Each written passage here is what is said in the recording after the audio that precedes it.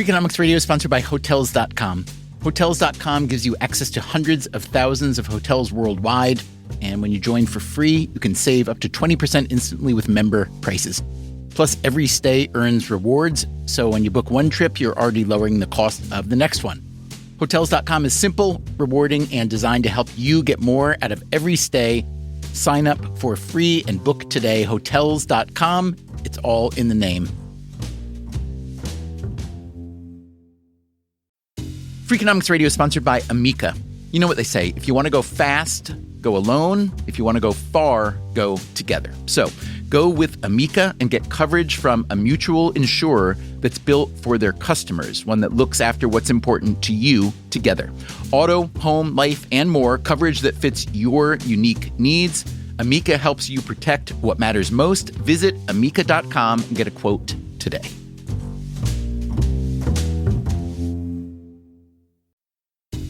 Freakonomics Radio is sponsored by Mint Mobile. Ditch overpriced wireless with Mint Mobile. Cut your wireless bill to $15 a month at mintmobile.com/freak. Upfront payment of $45 for 3 months, $90 for 6 months, or $180 for 12 months. Plan required, $15 per month equivalent. Taxes and fees extra, initial plan term only. Greater than 50 gigabytes may slow when network is busy, includes up to 20 gigabytes hotspot. Capable device required. Availability, speed, and coverage varies. See mintmobile.com.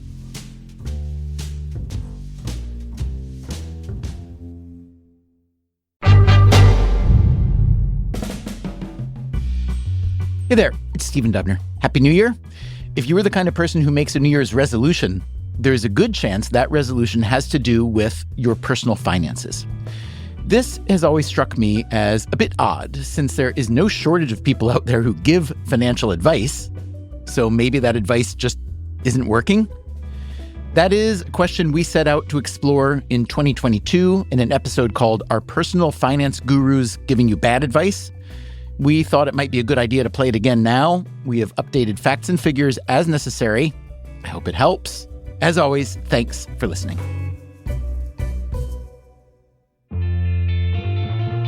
I've got a question for you today, a personal question. It's about something you may not be so comfortable talking about. Let me give a little background first. Years ago, I was writing a book about the psychology of money. I was going to call it Money Makes Me Happy, except when it doesn't. But I ended up putting that book in a drawer when I met Steve Levitt, an economist at the University of Chicago, and instead we wrote Freakonomics. And that's turned out pretty well, but the money curiosity never left me. I've always been intrigued by how we think about money, or maybe more accurately, how we fail to think about money.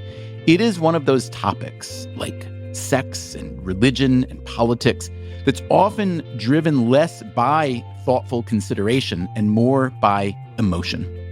Money is so versatile, so central to our daily decision-making, that we attach all sorts of emotions to it. Excitement, fear, lust, regret. It's hard to name an emotion that doesn't get attached to money. And this can make money hard to talk about, in some cases, even taboo. Today, I'd like to put aside that taboo and start with a simple question. Where do you get advice about money? Here's how some of our other listeners answered that question.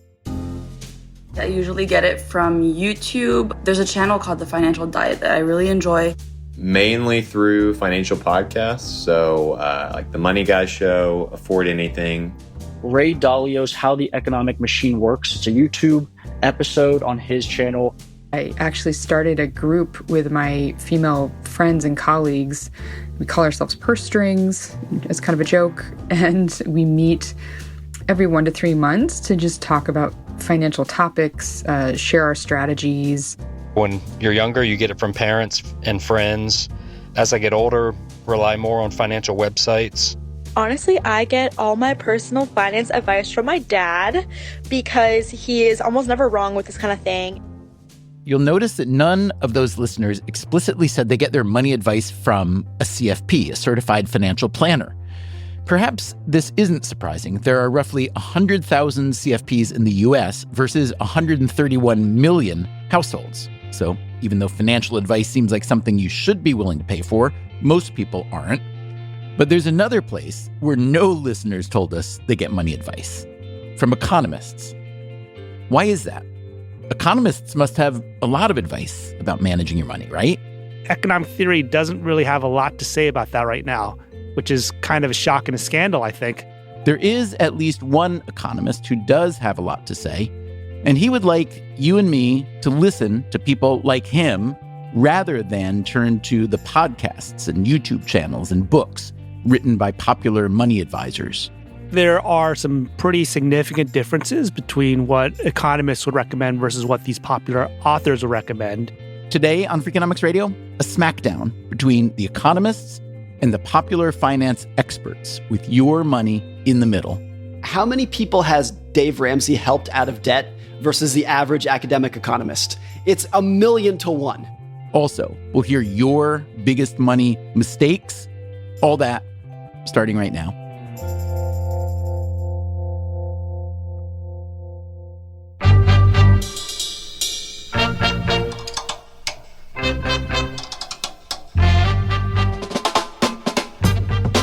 This is Freakonomics Radio, the podcast that explores the hidden side of everything, with your host, Stephen Dubner.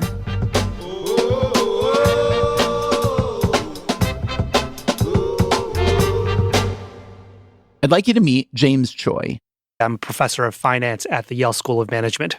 Choi has a PhD in economics, and economists have a lot to say about money when it comes to macro stuff. Fiscal policy, monetary policy, corporate finance, investment strategies, things like that. But when it comes to micro stuff, questions about money that you or I might have, what's called personal finance or household finance, most economists have little to say.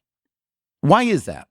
I asked James Choi if the kind of person with the brain power to do big macro thinking may just consider household finance déclassé. I don't think it's déclassé, but I think it's a complicated problem that may end up giving you a messy solution, which is never quite intellectually satisfying. There is this intellectual infrastructure in, say, macroeconomics. And so we're going to study business cycles. We're going to study inflation. We're going to study unemployment. And so there are conferences, there are grants, there are journal articles. There's this momentum that's created by the intellectual infrastructure that causes scholars to produce papers in that area. Now, this field of household finance, it's been around for a while, but it was only really named as a field in the last 15 or so years. Maybe in the next 10 years, there will be a lot more smart people that start thinking very seriously about this sort of question. Choi recalls hearing another theory from an elder statesman in his profession about why most economists don't care about household finance. He hypothesized that there was kind of this division of labor in the early 20th century when business schools are being set up, where business schools were for men, and they were going to go to corporations, and they were going to manage corporate finances, and they were going to do asset management. And so the fields of corporate finance and asset pricing, these were serious fields that were worthy of study in business schools. And the household finances, the personal finances, that was women's work. Choi himself got interested in personal finance because he is also interested in behavioral finance.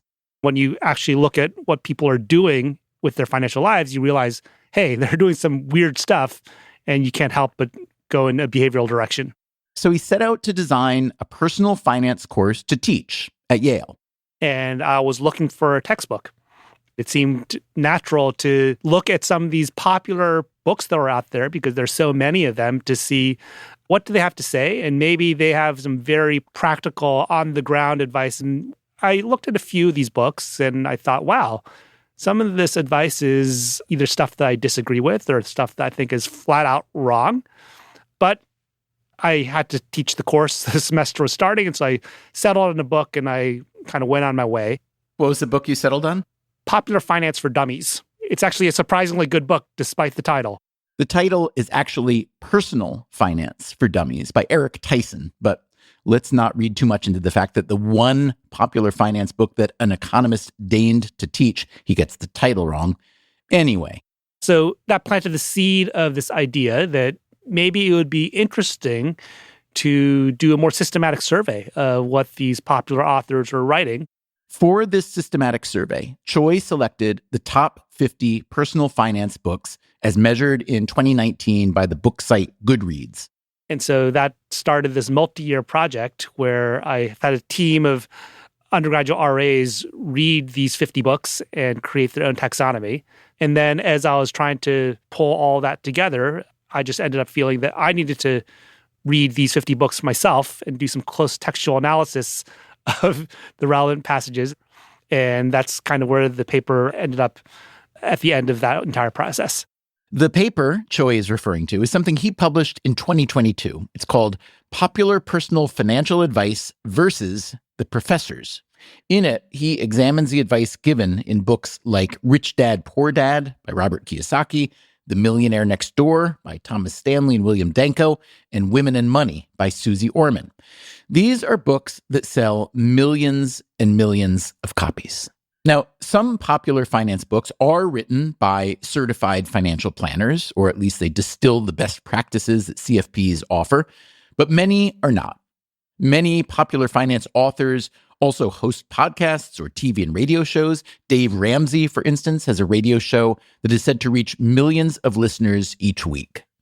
A good research paper by an economist, meanwhile, might get a few hundred downloads, maybe a few thousand if they're lucky. Let's face it, the money book for the young, fabulous, and broke by Susie Orman might sound a wee bit more accessible than an econ paper like Optimal Life Cycle Asset Allocation, Understanding the Empirical Evidence. From The Economist, you really are looking at arcane journal articles full of equations and math. There is, as far as I know, no or very few books that are written by academic economists that are really trying to speak to the common person. But what if the economists have better financial advice than the authors of these books? Wouldn't that be worth knowing? Choi set out to compare the advice from these books to similar advice from the economics literature. He focused on a set of typical issues like home mortgages, debt repayment, spending versus saving, investment style, things like that. And he found what he calls some pretty significant differences between the economists' recommendations and the advice in the books. Now, often these differences come about because the authors are trying to make concessions to human frailty. So either failures of willpower, motivation, or there's this interesting notion, especially in the savings domain, about building a discipline where if you habitually save, even when you're young and you're relatively low income, that's going to make you into the type of person that is able to save and live frugally in your middle age and in your older years as well. And that's something that's completely absent from economic models, this kind of Aristotelian notion of, building virtue by the things that you do. But it seems that economists offer the opposite advice, that you want to smooth your consumption over time, not your savings. That's right. So you should, save relatively little when you're in your 20s. And then when you're in your late 30s and 40s, you should become a super saver, flip that switch and be saving large percentages of your income. And the reason that's better is why? It's actually a very simple conception of human joy and sorrow, which is that the fourth piece of pizza that you eat is less pleasurable than the third piece of pizza you eat. And the fifth piece of pizza you eat is less pleasurable than the fourth piece of pizza you eat. And so that leads to the very common recommendation from economic theory that you should have a pretty consistent level of expenditure from year to year, because it just doesn't make sense to have 10 slices of pizza tomorrow and no slices of pizza today. The technical term for that is consumption smoothing. Now, I think in reality, the relationship between how much we spend on ourselves and how much joy we get changes over time. Maybe next year you're getting married and it will bring you a lot of joy to have a blowout wedding. And so you spend $10,000, $20,000, $30,000 more than you otherwise would have. And that's not at all a mistake. That's something that you should do. Or, you're single, you're young, you just graduated from college, you're living in Manhattan. What a glorious thing that is. And so maybe it is optimal for you to spend more than you otherwise would in those years. And then you know that in 5 years or so, you're going to move back to the low cost of living Midwestern town that your family's in. And so it just doesn't make sense to have a consistent level of spending across those years. But generally, Choi says, economic theory would suggest we smooth our spending across our life cycle. Most popular finance books, meanwhile, recommend the opposite, that instead of smoothing spending, you should smooth your saving. In other words, you should put aside the same percentage of your income every year, no matter how much or how little you make. One popular book in Choi's analysis is called The Index Card: Why Personal Finance Doesn't Have to Be Complicated. It was written by Helene Olin, a journalist, and Harold Pollack, who is a professor at the University of Chicago, but not in finance or economics. He works in public health policy. Pollack and Olin argue there are just 10 simple rules to know about money, all of which can fit on a single index card. Rule number 1, for instance, strive to save 10 to 20% of your income. Back in 2017, we interviewed Pollack for an episode called Everything You Always Wanted to Know About Money, But Were Afraid to Ask. And we did ask him about that simple savings rule. I got a bunch of emails that were essentially in the following form. Dear Professor Pollack, I'm a 28-year-old single mom, and I work as a cashier. You have just told me to save 20% of my money. You. And my responses to all of those emails was, you know what? You're totally right. I totally see where you're coming from. I think that my original card was really good for middle-class people like me. It wasn't quite as good for people that were at different stages in their life. Here's another big topic where economists and popular book authors disagree. What type of mortgage to get if you buy a house? The book authors prefer what are called fixed-rate mortgages. You are locked into an interest rate for the duration of the loan, which is often 30 years. Economists, unless interest rates happen to be very low, they prefer adjustable rate mortgages, which means your interest rate can move up or down depending on market conditions. I asked James Choi to explain why economists prefer the adjustable rate. In his paper, the explanation was fairly complicated. It is complicated. The reason that popular authors strongly recommend fixed rate mortgages is that they sound very safe. You have a fixed monthly payment. What could be safer than that? Now, the hidden risk in fixed rate mortgages lies with the inflation rate.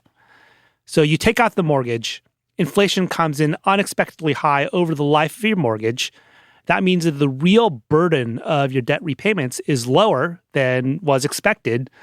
But there's the flip side, which is if inflation is surprisingly moderate over the course of your mortgage, then your real payment burden is higher than otherwise would have been. And so there is a risk that is associated with fixed rate mortgages that just happens to get realized slowly over the life of the mortgage. And what about an adjustable rate mortgage? Adjustable rate mortgages, they feel quite risky because their monthly payment moves around over time. And so that's why the popular authors are quite negative about the adjustable rate mortgages. And if they do recommend the adjustable rate mortgage, they typically have an upfront period where the interest rate is fixed for 3 years or 5 years or whatever. So they say make sure that this fixed rate period is coinciding with the length of time that you're going to stay in the house. So basically don't expose yourself to the floating rate portion.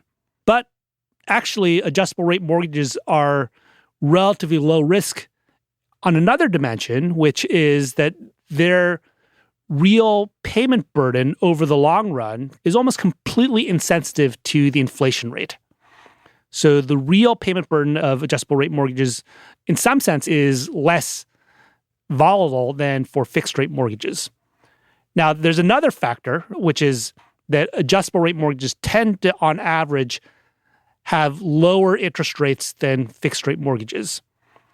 So you kind of put all those factors together, and at least the two economic models that have really been out there in the literature suggest that for most people, the adjustable rate mortgage is preferable unless the fixed rate mortgage rate is at kind of a historic low, or if you're really stretching your budget to buy your home, in that case, you probably should go with a fixed rate mortgage.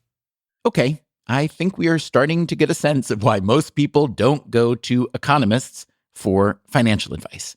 I did ask Choi whether most economists he knows choose an adjustable rate mortgage, as his research advises. I haven't asked, but I'm going to guess that most of them have fixed rate mortgages. Uh-oh. So wait a minute. You're saying economic theory says that adjustable is plainly better.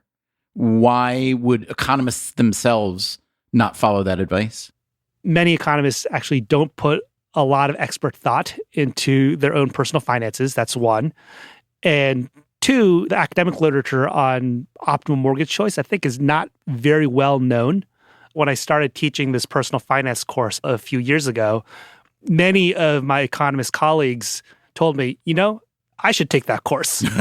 And a little hobby of mine is to just ask economist colleagues, hey, you made this financial decision.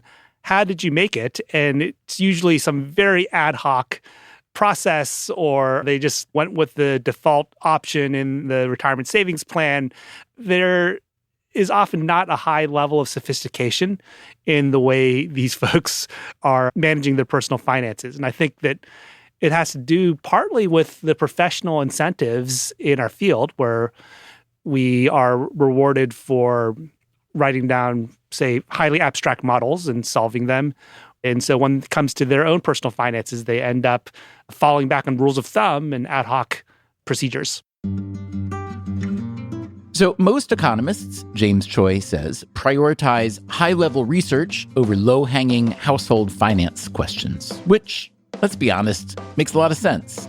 That's where their professional incentives are pointing them. And if that means not thinking much about their own finances, so be it. Still, it does make me wonder why we want to look to economists for financial advice at all. And there's another issue. Even if economists are really smart and good at math, do they really get what it means to think like a human? After the break, one popular book author says he doesn't think so. You cannot read a paper or look at a spreadsheet and change the amount of dopamine in your brain. My name is Stephen Dubner. This is Freakonomics Radio. We'll be right back.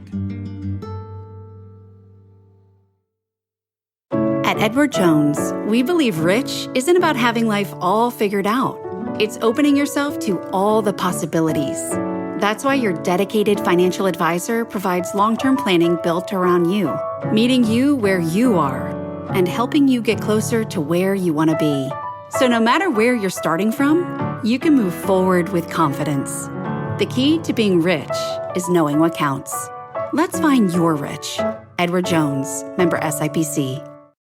Freakonomics Radio is sponsored by LinkedIn ads. Ever invested in something that didn't live up to the hype? Marketers know that feeling. They optimize for the numbers that look great, like impressions, but then they don't see revenue. LinkedIn has a word for that: bull spend. Instead, you can get the highest ROAS of major ad networks with LinkedIn. Cut the bull spend, advertise on LinkedIn. Spend $250 and get a $250 credit. Go to linkedin.com/Freakonomics. Terms apply.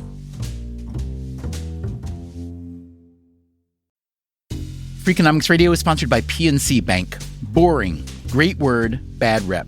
Yet time and time again here at Freakonomics, we find that when something culture-changing happens, boring things like calculations and careful planning are usually behind it. Which begs the question, why not apply it to other aspects of life, like banking, for example?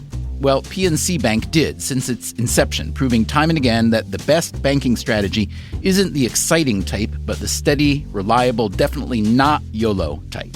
PNC Bank, brilliantly boring since 1865. Brilliantly boring since 1865 is a registered mark of the PNC Financial Services Group, Inc. PNC Bank, National Association, member FDIC.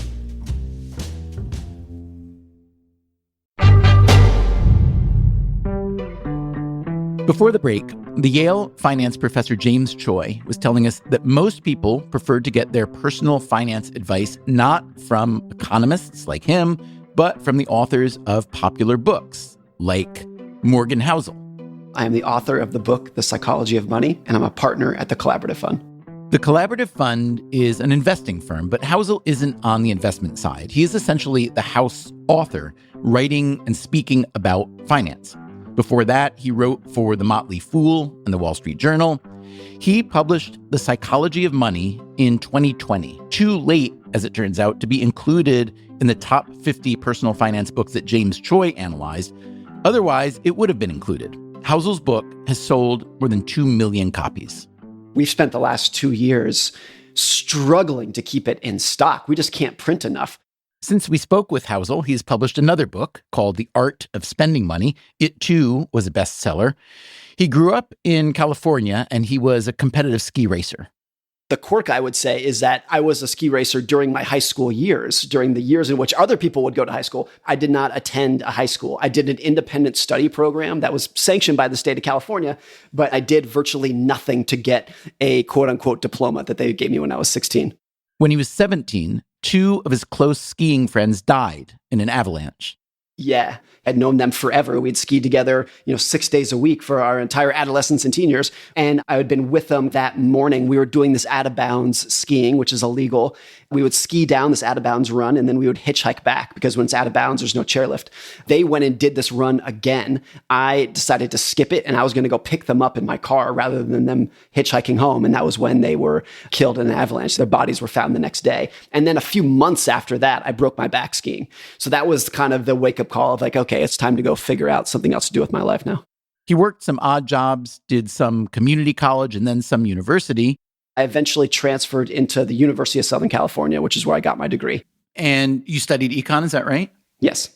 Looking back, do you feel that you learned anything particularly useful, interesting about personal finance by studying economics in college? No, I really think the answer is no. And I've thought really deeply about this. And it's not to say that I didn't learn anything useful. I mean, the most useful thing I got is I met my wife at USC. That was far and away worth the cost of admission 10 times over. But in terms of what I learned, when you learn economics at the academic level, you are very familiar with this. It is taught as a math-based subject where 2 + 2 = 4 and there is one right answer. In the real world, though, it's not like that at all. It's a much mushier topic.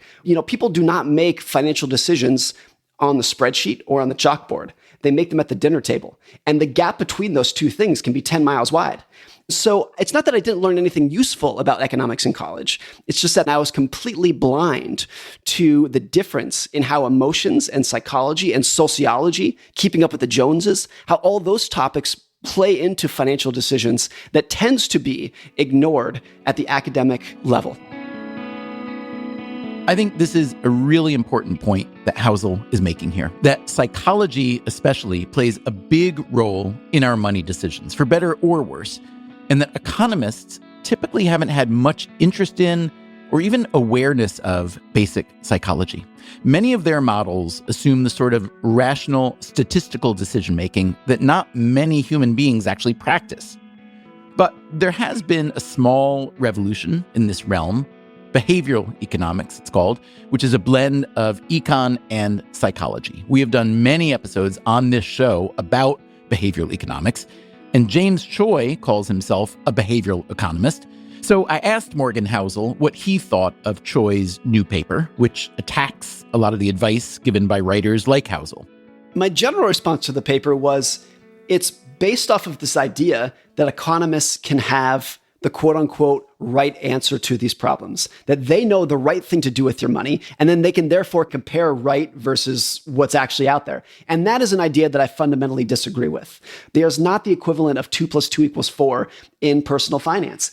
You cannot read a paper or look at a spreadsheet and change the amount of dopamine and cortisol in your brain. You can't do it. I think the best that we can do as individuals is look at our own personal financial past and realize that that is probably how we're going to roughly behave in the future. If you are the kind of person who panicked out of your stocks in 2008 or March of 2020, you are probably going to do it the next time. A lot of the evidence shows that we will not learn from these mistakes because it's easy to underestimate how quickly the emotions will come rushing back during the next surprise, during the next crisis. These are not things that have to do with a lack of intelligence or a lack of information. It's just how we're wired. Let me disagree here with Morgan Housel and take the side of economists, or at least the side of science. Even if it's true that we are wired, as Housel says, to have certain emotional responses to certain stimuli, the science suggests that much of our early wiring is obsolete in the modern world. But it may be that our emotional responses to money aren't wired. It may be that we've been conditioned into certain responses, or maybe we're just responding to incentives, and there are a lot of incentives to respond to. Think about the size of the financial services industry and the whole consumer economy. There are thousands of firms doing everything they possibly can to get us to spend money in ways that may not be in our best interest. Who really thinks it's a good idea to pay 15% interest on a credit card, other than the credit card company? It's also true that a lot of us fall into bad habits when it comes to money. And as we know, habits are sticky. But that doesn't mean we have to just give up. Rather than curse the fact that we may be wired to behave a certain way, we try to break our bad habits. Yes, it can be hard, but also worthwhile. Think about smoking. Once the evidence was clear on the danger of smoking, we collectively put a lot of resources into curtailing this bad habit, and that effort has been fairly successful. So shouldn't we at least try to change our bad financial habits? Maybe we do this from the demand side, that's us, the consumers, or from the supply side, that's the companies that are selling to us, or maybe both. Let's take a look at consumer debt. One of the biggest disagreements between the economists and the personal finance authors is how to pay off credit cards and other consumer debt. Here's how James Choi summarizes the debate. Economists would say that the no-brainer thing to do is to focus your payment on the highest interest rate debt that you have, because that's what's costing you the most to sustain. And about half of the popular authors say you should focus on the debt that has the highest interest rate. But then I'm seeing what you write about Dave Ramsey and this debt snowball method. Yeah, so the other half of the authors, and really it's almost evenly split, say that you should do something like the debt snowball. The debt snowball method is basically take the debt that has the smallest balance and focus your energies on paying off that debt, because when you zero out a debt account, that is going to give you a shot of motivation, and that is going to help you finish your debt repayment journey. And so Dave Ramsey says, I know that mathematically this is not the optimal thing to do. This is going to cost you more money relative to if you concentrated on the highest interest rate debt. But he says, this is all about behavior change. You need to have these quick wins in order to stay motivated. Otherwise, you're just going to give up, and that's going to cost you more money down the road. Here's Dave Ramsey himself from The Ramsey Show. I understand that debt snowball is not mathematically correct, and I don't really care. What matters is what works. And where does Morgan Housel fall on the debt snowball question?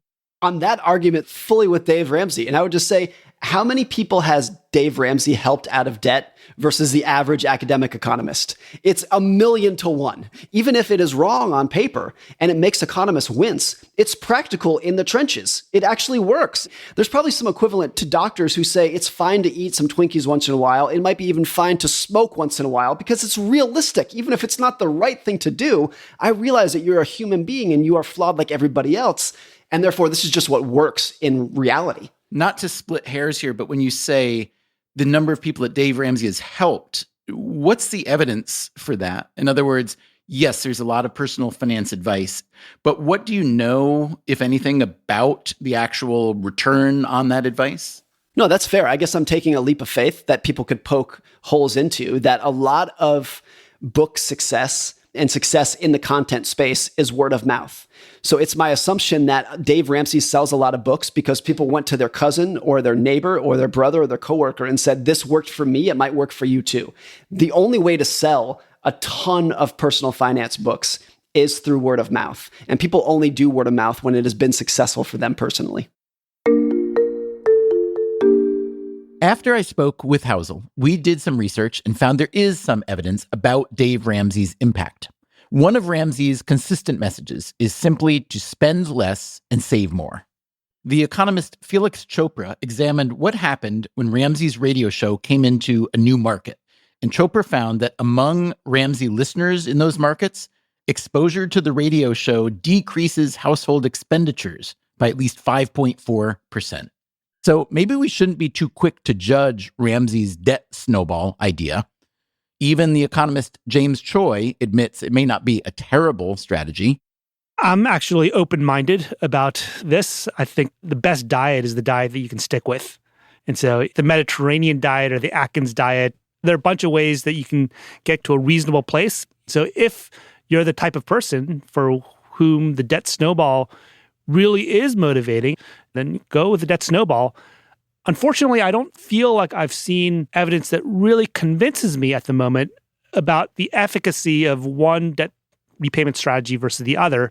I did once try to convince a major debt collection agency in Europe to test which of these strategies worked better. Unfortunately, I wasn't able to convince them to pull the trigger at the end. So this is something I'm very interested in because I think this is a huge issue that faces a lot of people.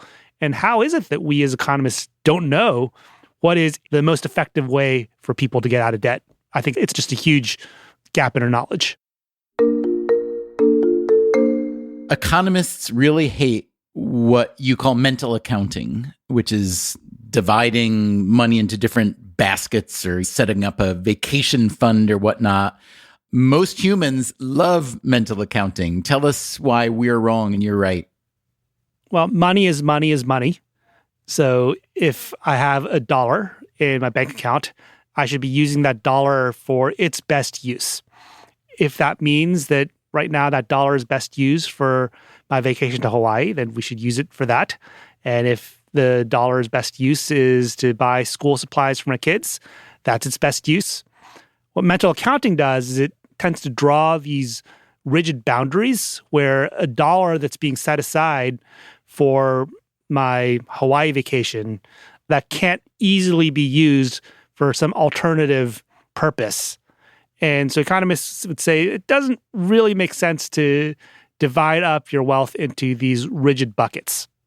I understand the logic of that, but I think it fails to understand the psychology of most people in that there's such a thing as peace of mind, and there's such a thing as being able to sleep well at night, and there's such a thing as being able to actually take the vacation that you told your kids you'd be able to take because you know you've put a few $1,000s aside in a separate account.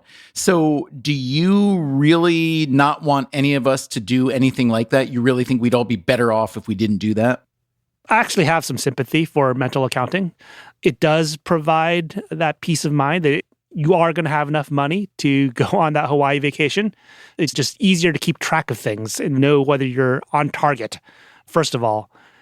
Second, there is some evidence from economists that having mental accounts helps motivate us to keep on saving, because putting money into this little bucket in my overall nest egg just makes really salient that, hey, I have a Hawaii vacation that I'm planning, and this $20 that I'm putting in this little mental account is making that Hawaii vacation come a little bit closer to reality. The concept of mental accounting was introduced by the economist Richard Thaler, who helped create the field of behavioral economics. Here is Thaler from a 2018 Freakonomics Radio episode called People Aren't Dumb, the World is Hard. This was not long after Thaler had won a Nobel Prize. You get this call at 4 a.m. Chicago time, and once they've convinced you this is not a prank, they say, okay, get ready, there's a press conference in 45 minutes. And the first question is, what are you going to do with the money? And all I could think of was, well, to an economist, this is like a silly question. To most economists, perhaps. Certainly to a non-behavioral economist, it's a silly question. Because the answer would be, it just goes into the pool with the other money. It's no different than any other. Is that why? Right. I've thought that maybe the hedonically optimal way to spend the money would be to get a special credit card, the Nobel credit card. And then when I decide to buy a ridiculously expensive set of golf clubs, hoping that that will turn me into a competent golfer, then I just whip out the Nobel card. That might be a good idea. So maybe mental accounting isn't such a terrible idea. Here's another point of contention between most economists and most personal finance authors. Should investors go out of their way to buy stocks that pay dividends? James Choi again. There's been this decades-long mystery that financial economists have tried to understand about why companies pay dividends at all and why people seem to like dividends. I remember getting my first dividend deposit from, the small amount of money I had in a brokerage account at the time. I remember feeling quite good about the fact that I had gotten this dividend payment. What I didn't understand at the time, and I don't think I really understood it until I had to teach a corporate finance course as a professor. If you have a stock, let's say that the stock is trading at $10 per share, and the stock pays a $1 per share dividend, as soon as that $1 per share dividend is paid out, the stock's price drops by a full dollar. So now it's a $9 per share stock instead of a $10 per share stock. And I don't think that that's well understood. People think that that dividend payment comes almost for free. So I felt like I was making some financial progress when that dividend deposit was made, but no, it just made a transfer from one account to another. The author Morgan Housel, meanwhile, does see the appeal of dividend stocks. It gives a tangible view to investors that things are moving at the company. I actually got some cash paid back. Even if there is a more efficient way to return capital to shareholders, I think from a psychological perspective, it just gives investors a tangible view of success at the company that's hard to describe any other way. Where the authors and the economists agree is that investing in the stock markets is a good idea, even though many, many U.S. households don't own stocks. James Choi again. This so-called stock market non-participation puzzle has had a lot of economists spill a lot of ink with theories for why. The leading theory is that there's some kind of fixed cost of investing in the stock market. And so what this theory helps explain is why is it that richer people are more likely to invest in the stock market than poor people? Now, we are pretty sure that that theory is not a completely satisfying theory because even Americans in the top 5% of the wealth distribution are not universally invested in stocks.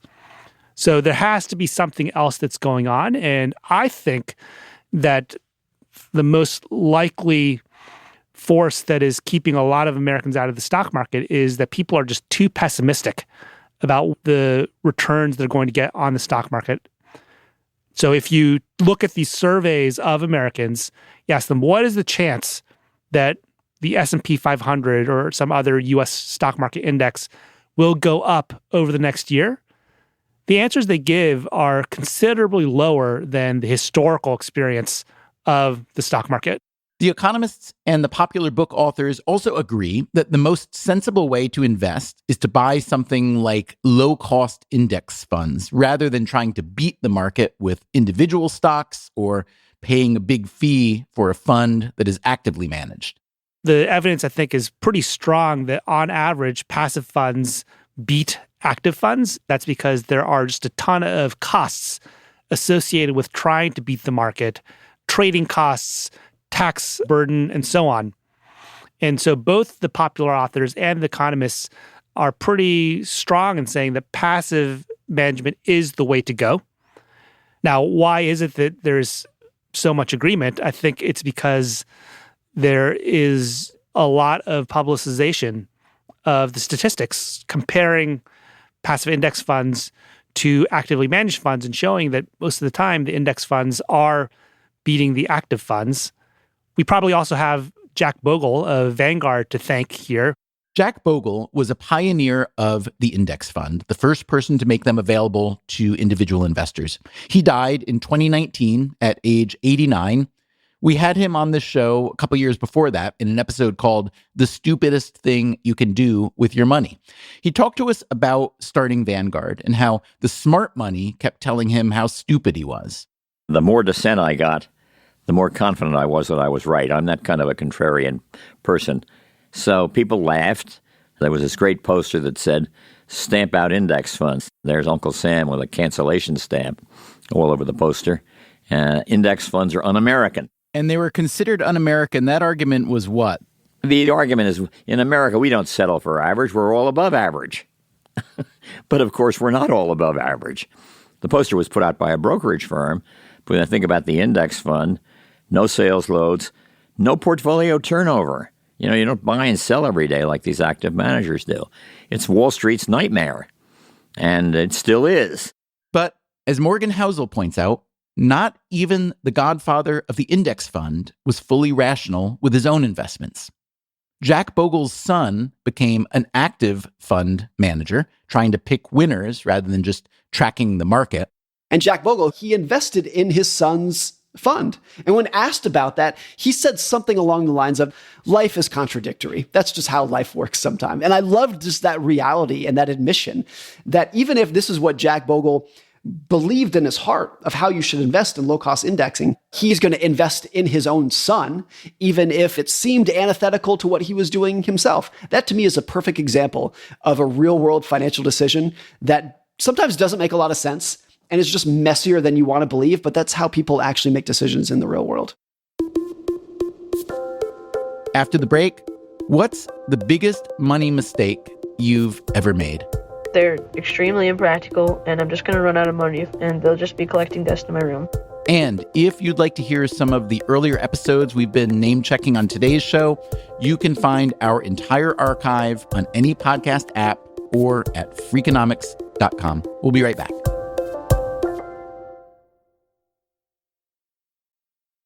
Freakonomics Radio is sponsored by Figure. Did you know that 40% of homeowners own their home outright? If that's you, don't let your equity sit idle. Tap it with a home equity line of credit. Figure, the #1 non-bank HELOC lender in the U.S., helps tap equity you've built in your home so you can do things like tackle a renovation or pay down debt. HELOC is a line of credit secured by your home. You can draw what you need, repay, and draw again. Figure offers a 100% online application. Get approved in 5 minutes and funding in as few as 5 days. It's faster than a bank loan and cheaper than a personal loan. Check your rate today without impacting your credit at figure.com/Freakonomics. This post is sponsored by Figure, NMLS ID 1717824. Figure is an equal housing lender. For more information about their licensing, visit nmlsconsumeraccess.org. Figure's HELOC is subject to credit approval and terms apply. Freakonomics Radio is sponsored by Advantech. No one likes a creaky floor, and builders know that the subfloor sets the tone, which is why Advantech subflooring is engineered for strength, stiffness, and moisture resistance. Advantech products are designed to stand up to the elements and give you a bond so strong it's backed by the industry's first squeak-free guarantee. No squeaks, fewer callbacks, no problem. When the schedule is tight and performance matters, head to huberwood.com/Advantech to lay the foundation of a solid build.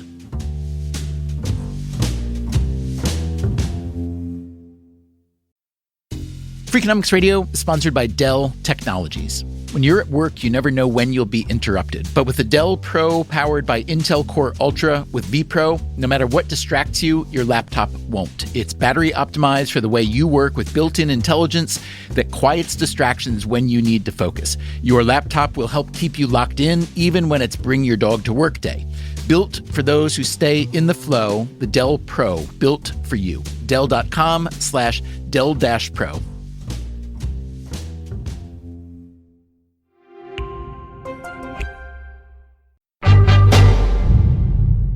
We asked you, our listeners, to share some of the biggest money mistakes you've made. Here's what you said. I took out way too much in student debt, and I'm going to be figuring that out for the rest of my working life, I think. I used to spend toward the upper end of my credit limit and pay it off immediately, thinking that that would actually boost my credit score. And I later learned that it actually does the opposite.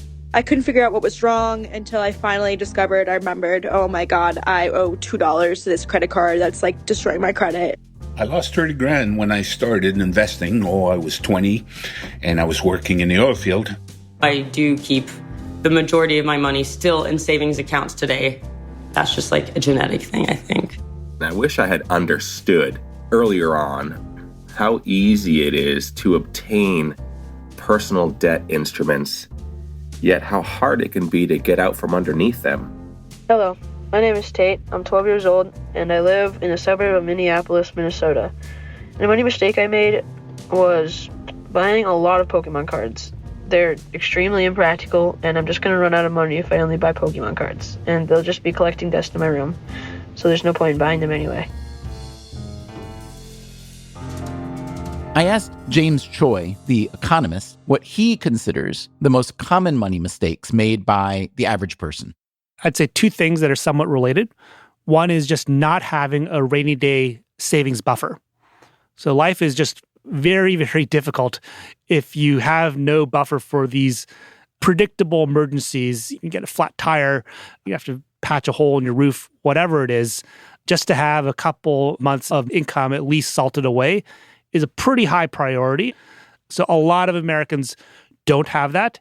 I mean, a lot of people would say, what are you talking about? You're an economist at Yale, which is a great job. Your wife is a physician. You guys are in really good shape financially. A lot of people can't even start to think about having a rainy day fund because, look, we know what wage stagnation has looked like over the past 20, 30 years. So a great many people are just not able to even get on solid ground, much less get the rainy day fund. Look, everybody wants to have more income than they do. But if we just look at Americans in the 1950s, we had much lower income in the 1950s than we do now. And personal savings rates were a lot higher. Or you can look at China, where their per capita GDP is a fraction of what ours is. And yet you see personal savings rates in 30, 40, 50% ranges. And so it really is about what standard of living do we find tolerable. We know that there's only so many dollars that are going to come into your life. And so the question is, do you deprive yourself now or do you deprive yourself later? Maybe it's better to have a moderate level of deprivation both today and tomorrow rather than having very little deprivation today and then a lot of deprivation tomorrow. Why do people save so little? Is it simply because there are so many fun things to spend money on today, much more than there was in the 50s? I think that's one of the great mysteries of our economy. Now, the optimistic way to look at the lower savings rate is to say that our social safety net is much more developed now than it was in the 50s. Our financial system is more developed now, and so you can get loans in a tough spot. You get better insurance than you did before, and so there's less of a need to engage in precautionary savings now than you did in the 50s, and so that's why we save less, and that's why we save less than the Chinese, because the Chinese don't have nearly as developed an economic system and a social safety net. So they have to save more. So that's one perspective on it. Another perspective is, hey, we just made it a lot easier to tap your home equity. We made credit cards a lot more available. Companies have gotten a lot better at marketing their goods than they used to be. And so maybe it really is about greater temptation in the economy now than there used to be. I don't really know the answer to this. And then you were about to give me kind of big common mistake number 2. Common mistake number 2 is just having too large of a fraction of your monthly income tied up in what economists would call a consumption commitment. This is like a rent payment or a mortgage payment or private school tuition, where basically there's no give in that spending category over the short term. Now, what does that do? It means that if you have any sort of negative economic shock in the short term, it becomes very difficult for you to make a budgetary adjustment. And that's how a lot of people get into trouble. So a lot of these authors will say you should not have more than 50 to 60% of your income committed to inflexible spending. And your number then would be what? I think that that's probably pretty sensible. What you see in the data is that there are a bunch of Americans that live paycheck to paycheck and that they also have significant illiquid assets. So this is kind of the paradox of you live in this beautiful home, you have a 6-figure income, and yet you're out of money at the end of the month. This is a phenomenon that economists call wealthy hand to mouth.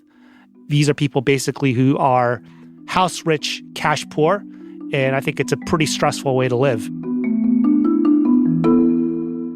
This made me curious to know how Morgan Housel, the author of The Psychology of Money, thinks about his housing costs. My wife and I paid off our mortgage when we had a 3% 30-year fixed rate mortgage. It is the worst financial decision we have ever made, but the best money decision we have ever made. When Housel says it's the worst financial decision, That might need a little explaining. A mortgage with 3% interest is considered very attractive. When a bank lends you money that cheaply, not only do you get to live in the house while you pay it off, but whatever leftover money you have can be invested in the stock market, which historically pays out well above 3%. So you get to use money from the bank, which it got from the US government, even cheaper, and you can grow your money. Plus, you get a tax break on your mortgage payment since the government likes to subsidize homeownership. That's why most people consider a low interest mortgage to be a great thing and certainly worth keeping if you have one, but not Housel. On paper, on a spreadsheet, it's the worst thing we could have possibly done because it's basically free money that we gave up. In the real world, in our household, though, there is nothing we have ever done with our money that gave us more joy, more sense of freedom and independence and stability for our children than doing that thing. I have so many friends who, even when I frame it exactly like that, they say, I still don't understand why you do it. And I would never do it. And I'm saying, that's great. I know it doesn't work for you, but it works for me.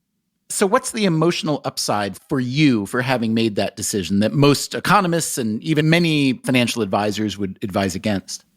Rather than trying to maximize the ROI on our capital, the return on investment, we are trying to maximize how well we sleep at night. Other people I know would disagree with that. They have a different personality, a different risk tolerance. But for us, it was not about making the spreadsheet happy or making sure all the numbers lined up perfectly. It was, how can we use money as a tool to make ourselves happier and give us a sense of independence, which is always what I've wanted to chase. Rather than just trying to maximize return and generate the highest net worth, all I really wanted out of money was a sense of independence and controlling my own time. And paying off our mortgage did that. What was it about having the mortgage that led you to not sleep well at night? I think it was probably a simple idea that every dollar of debt you own is a period of your future that somebody else has control over. I think what you're trying to get, you can correct me if I'm wrong, is trying to explain what we did in rational ways when I fully admit it was not a rational thing to do. It just made us feel good, even though I can't explain it on a spreadsheet. Right, because on the rational side, the economists would say, well, Morgan, what about opportunity cost? Let's say you owed the bank $1 million, and rather than spread the remainder of that mortgage out over 30 years, you're saying, no, I'm going to take $1 million from our investment account or checking account, send it to the bank, pay off the note, and now I own the house, but now you don't have the $1 million. I understand why that's a reasonable versus a rational choice. What I don't understand is how in your mind that creates more opportunity when you're giving up the money that you had. So many of the most important things in finance, and this is true for a lot of areas in life, are things that you cannot measure. We paid off our mortgage 5 years ago. Every single month, on the first of the month, I have this little grin on my face of like, this is mine. I don't owe anyone for this thing. This is my house. And we now have 2 kids. And I think as a provider, having that extra sense of stability for my family, that no one can take this house away from us. This is our house. Having that sense of stability gave me a sense of happiness and fulfillment that is very hard to put into numbers or even put into words, I would say. The economist James Choi doesn't have a mortgage either, but that's because he doesn't own his home. I'm a renter for life, so I do not have a mortgage. There is this popular notion that renting is throwing your money away, and that just can't be true in a well-functioning market. So to just geek out a little bit, what exactly are you doing when you buy a house? You're just prepaying all of the rent that the house would have commanded over its entire working life. Are you going to pay this in monthly increments, or are you going to pay it all up front? It's a little bit more complicated than that, but that's the basic intuition. And so in a well-functioning market, the marginal person should be indifferent between buying and renting. To me, one of the biggest differences is when you own someplace, you feel totally different about the place and you treat it differently. You invest in it differently, you decorate it differently, you have a different relationship with your neighbors and your community and so on. That's purely a psychological benefit, but can't you put that in the plus column for owning versus renting? Well, absolutely. I mean, it goes both ways. So on the one hand, nobody ever changed the oil on a rental car. Right. So you, for sure, are not going to take care of a rental property as well as you would for a home that you own on your own. So in that sense, there's more wear and tear on rental properties, and so that's going to raise rents relative to if the thing was owned. On the other hand, there is this psychological pleasure that people get from this notion that, hey, I own this place that I am living in. And so if there is a real psychological pleasure, it means that people are going to pay more to be able to own. Well, if you're paying more for the property, that's going to decrease the financial returns to owning the property down the road. So I think it's not really clear whether financially it's better to rent or own. So you're never going to own a house, it sounds like. Well, I get zero psychological satisfaction out of the thought that I'm owning the place that I live in. So I'm kind of a weirdo in that way, and my wife's the same way. This may be the biggest difference between the popular finance authors and the economists. Many economists, as James Choi admits, are kind of weirdos. Personally, I love weirdos, all kinds of weirdos, and that includes economists for sure. But it may be that for something as important and intimate and confusing as money, your money and your family's money, yeah, maybe economists aren't the first place you should turn. I found that the concluding paragraph of James Choi's paper summarizes economist weirdness quite well. I asked Morgan Housel if I could read it to him and hear his response. Okay, he writes in the conclusion, popular financial advice can deviate from normative economic theory because of fallacies. Response there? I'd say because of realities is the word I would change there. But, he writes, popular financial advice has two strengths relative to economic theory. Do you have any comment on the amazing fact that the popular advice may actually have two strengths? It has strengths because it's realistic and people will actually pay for it and actually read it versus the academic papers that nobody reads. First strength, he writes, the recommended action, meaning in the popular finance books, is often easily computable by ordinary individuals. There is no need to solve a complex dynamic programming problem.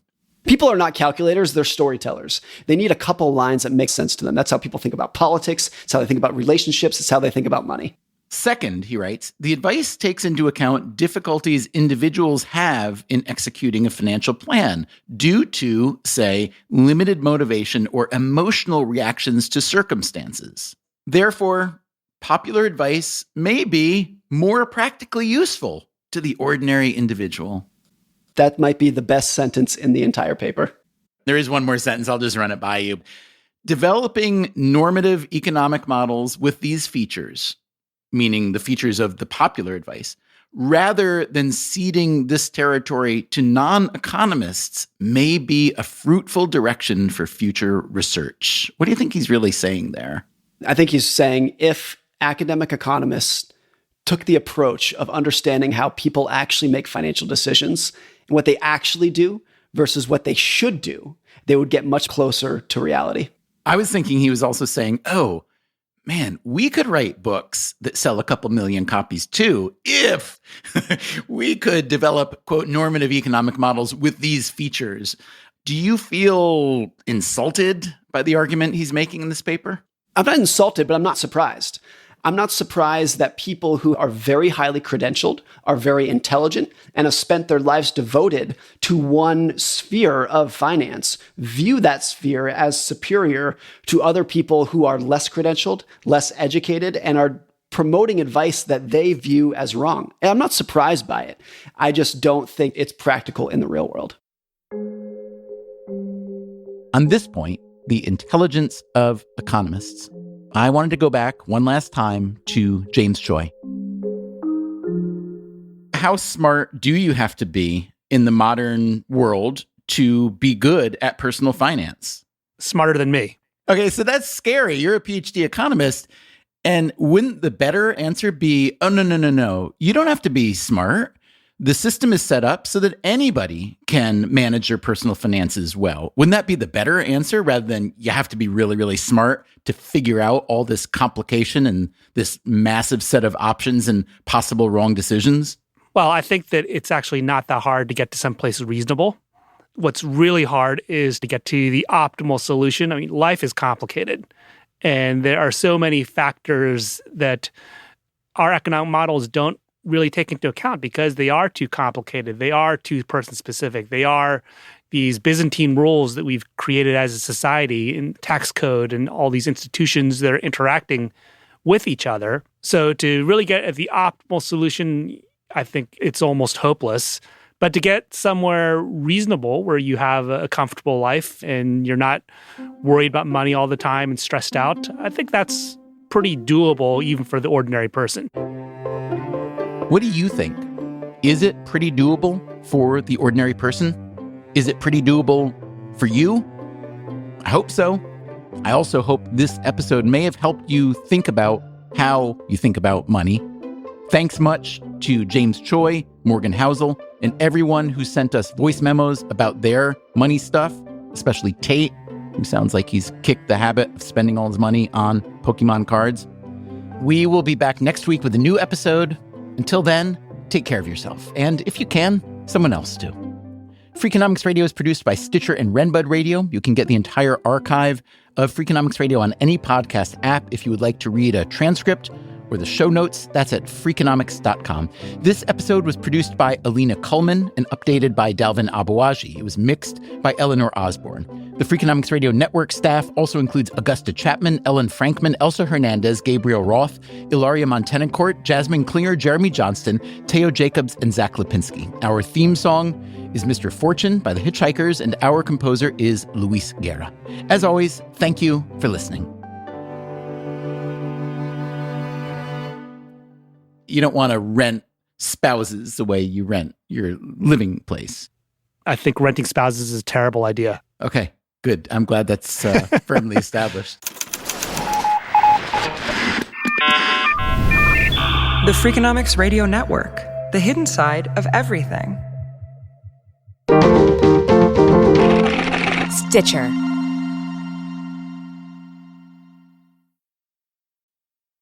Freakonomics Radio is sponsored by Ozempic. Innovation happens through rethinking what's possible, and when it comes to GLP-1s, Ozempic pill does just that. Learn more about Ozempic semaglutide tablets, 4 and 9 milligrams, by calling 1-833-OZEMPIC or visit Ozempic.com to view the medication guide and ask your doctor what's possible with FDA-approved Ozempic pill.